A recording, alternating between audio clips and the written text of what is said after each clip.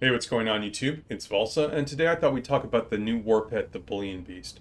Before we dive into that, I just want to do a quick, level set where I'm at with my channel.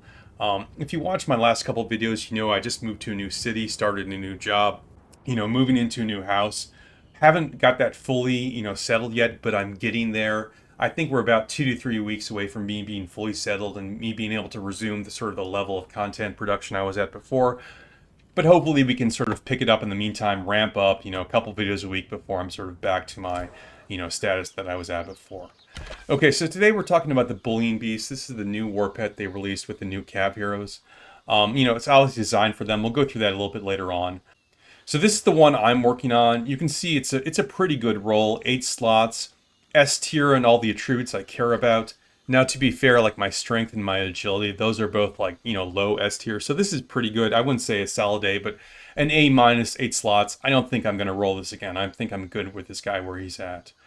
Okay, so let's look at the rage skill. This is the trickiest part of the Bullion Beast. Okay, so what does this war pet do when it does its rage skill? It does 3 things, and it's a little tricky. The first thing it does is the turn it goes off, it puts a debuff called Auspicious Mark on your target.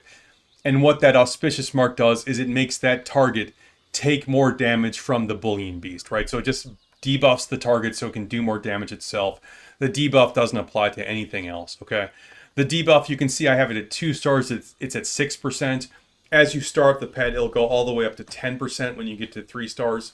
Important to note that this debuff does not scale with any attributes. It's a hard-coded, percentage based on the star level. Okay, that's the first thing it does. The turn it does the rage cycle, it puts a debuff on the target. The second thing it does is 1 second after it puts that debuff on it, it'll do straight damage to the target, guaranteed that turn, right? At 2 stars with pretty good agility, you can see it's about 184. This obviously goes up as you star level the pet and does scale with agility. Okay, pretty decent. The third thing it does, it's the tricky part. Whenever you inflict Auspicious Mark, so the turn you do your rage cycle, or your Cav heroes deal skill damage with their innate skills, or your Cav heroes inflict a control effect with their innate skills, you've got a 30% chance to do bonus damage.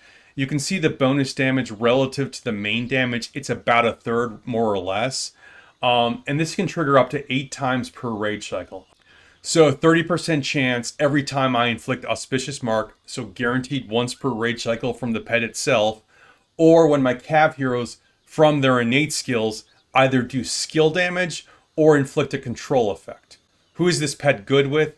Well, if you look at the game, it tells you it's good with Freya or Agnar or Frondil, and those were my first thoughts as well. When it comes to the Bullion Beast, it kind of reminds me of the Auric Warhound with Nea. Now, the Warhound can work kind of sort of with a lot of heroes, but it needs that rage generation, and really only Nea gives you that strong, dedicated rage generation. It's kind of the same story with Freya and the Bullion Beast, because a lot of heroes can kind of sort of help the Bullion Beast, but Freya is the one that really powers that. Why is that? Well, we know we want to get a lot of bonus damage. We get that either through doing skill damage through the hero's innate skills or through control effects. Well, if you take a look at Freya's, rage skill here, it hits 4 times. So that's 4 procs all by itself. Now, Agnar's an excellent, secondary choice because Agnar hits twice, right? So we know the Bullion Beast itself gives you 1 chance proc every rage cycle. If you have him paired with Freya, that's an additional 4. Okay. So we haven't even gotten to the control effects yet. And you might ask, what is a control effect? Remember, if we get the control effect from a hero's innate skill, it'll also give us another chance at a proc. Well, I don't know when they added this. They might have added this in the last patch. This is the first time I've noticed this. But if you go over the hero's innate skills, you'll see some things are sort of like underlined here. And if you click on that, it'll tell you cowardice, for example, is a control effect. All right. We've had cowardice in the game before. Frondil had it. We'll talk about him in a second. Now we also have it on Freya. So every 8 times we do skill damage, we also get cowardice.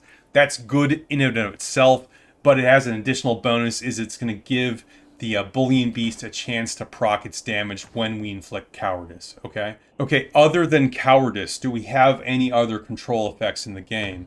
Well, we might look at our other new hero that we just got, Agnar here. And Aegar does this thing when he rushes, anything sort of in his path gets knocked airborne. Airborne itself is another control effect. So that's excellent. That will give you a chance at the, like the bonus proc, if you will. Okay. Okay, now the last hero I want to talk about is the other hero they recommend, and that's Frondil. And Frondil also does Cowardice, right? A control effect. Frondil's rage skill here, Shattering Screech, right? I do physical damage to the target, and then I also inflict Cowardice. Do I get chance for one bonus proc on that or two bonus procs, right? Because I'm both doing skill damage with my innate skills, also inflicting a control effect with my same innate skill, right? And the good news here is the Bullion Beast will check both of these. You've got a chance for both of them to proc that bonus damage.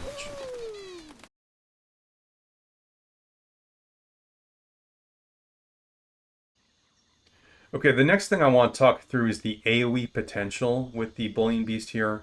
Now, if you look at sort of the main effect here, that's the debuff you put on your target, as well as the guaranteed damage 1 second later. That only hits your main target, doesn't hit anything else, so okay, no issues there. But if you look at the bonus damage effect, the bonus damage should trigger whenever your Cav hero's innate skills either do damage to another legion or inflict a control effect on another legion. Now, one of the things I thought about when this pet first came out is, hey, maybe I could have like a Frondil Magro pair. You know, Frondil causes cowardice, and then Magro spreads that debuff. Unfortunately, it has to be a Cav hero. Magro's not a Cav hero, so that wouldn't work. But, okay, you know, that we got plenty of Cav heroes that do AoE damage. The Bullion Beast should have a chance to trigger, 30% on those, AoE targets, right? Well, the thing is, like, that's what the tooltip would imply, but, never take anything for granted. So I tested that here with Magro and Alistar, right? And the reason I chose Magro and Alistar is basically Magro does AoE every hit, same thing with Alistar. I should have a chance basically every time the AoE goes off of hitting these guys with the Bullion Beast, bonus damage. Now, one of the things I was concerned about is if you read Ureg's tooltip, it says he does physical damage to the target, which then spreads to two nearby enemy legions. So I wasn't 100% sure if that would trigger for the purpose of the Bullion Beast, which is one of the reasons why I chose Alistair here as the deputy here, right? Because he does damage to the target and to nearby enemy legions every time he does his rage skill. So with both Ureg and Alistair basically doing, multi-target damage every time their rage cycle goes off, I should be getting the Bullion Beast to proc on the, the additional targets, 30% of the time. Okay, now for the, the most exciting portion of any video, let's go over some combat logs here. All right, first we're going to look at the main target, that's the Hammer Troll, and you'll see a very common pattern here, right? Rage skill from Urag, rage skill from Alistar, Warpet puts the debuff on the target, it has a 30% chance of doing damage, but no guaranteed damage. 1 second later is the guaranteed damage, all right? Same thing, rage skill, debuff, guaranteed damage. You can see this time the rage skill went off and my pet got the bonus damage, all right? So it's working basically as it should. Roughly 30% of the time when the rage skill goes off, I'm going to get the bonus damage from the pet. Okay, so it's working on the main target. Does it work on the splash targets, if you will? The answer is no. As we go through the combat log here, you can see my rage cycles go off and off again and again, but it never hits the splash targets even though I'm doing skill damage to those splash targets. That's disappointing. It means the Bullion Beast is not an AoE pet. It's only going to ever hit the target that your Cav is focused on, even if your Cav is doing splash damage. Okay, now that we've explored the mechanics of Good Fortune, let's talk about the two unique skills. All right, I'm going to actually start with the Pet Shop skill here, which is Intense Good Fortune. What Intense Good Fortune does is very straightforward. It basically makes Good Fortune itself do more damage. Now, Good Fortune has both the primary guaranteed damage as well as the 30% bonus chance damage. Intense Good Fortune helps them both, right? So it is pretty good. It won't help any other damage sources like Fierce Attack, for example, but it will help both the primary and secondary damage of Good Fortune. So I think this is a pretty good skill. Okay, the Amber skill is Advanced Good Fortune, and what this does is it makes your Good Fortune bonus damage proc, gives you a bonus chance here. Right, you can see that this is just at 2.8%, but that's like kind of misleading, right? Because this is at the 0-star level. At the 3-star level, it's at 13%, but it's also modified by luck. So let's take a look at my pet here. Good, not perfect luck, but pretty good luck.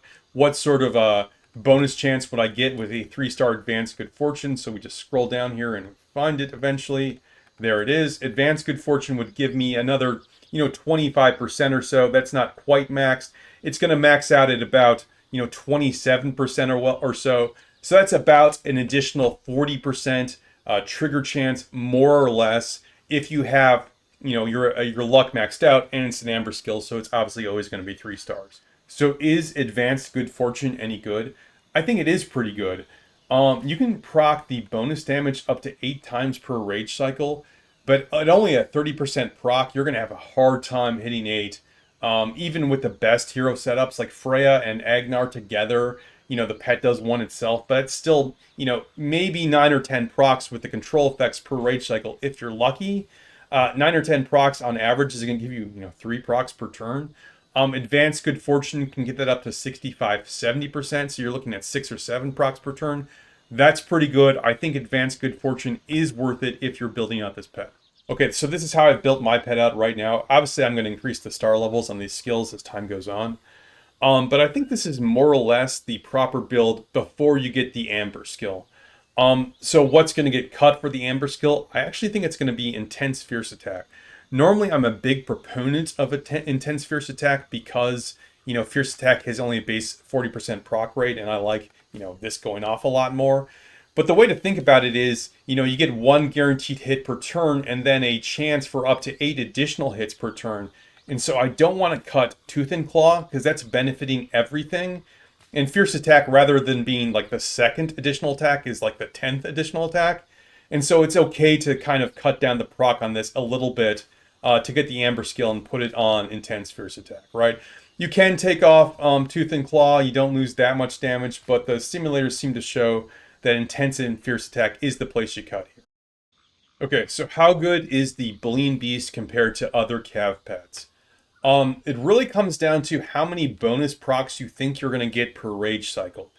If you assume you're going to get the full 8 per rage cycle, the Bullion Beast is actually the best single target DPS pet in the game. It slightly outpaces the Berserk Phaedrake. Again, assuming the Berserk Phaedrake is, maxing out its stacks per turn. Okay?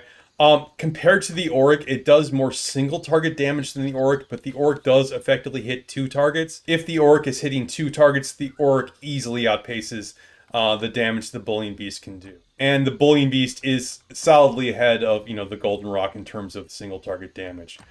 The real question is, are you going to get 8 triggers per turn? Even with the Amber skill, let's say you have it at 70%, it's tough to get 8 trigger chances per turn. My calculations, so like 10 is sort of like the most you're going to get most of the time. Now, the tricky thing here is the fact that the bonus damage here won't look at splash damage. I don't know if that's intended or if it's just a bug they haven't fixed yet.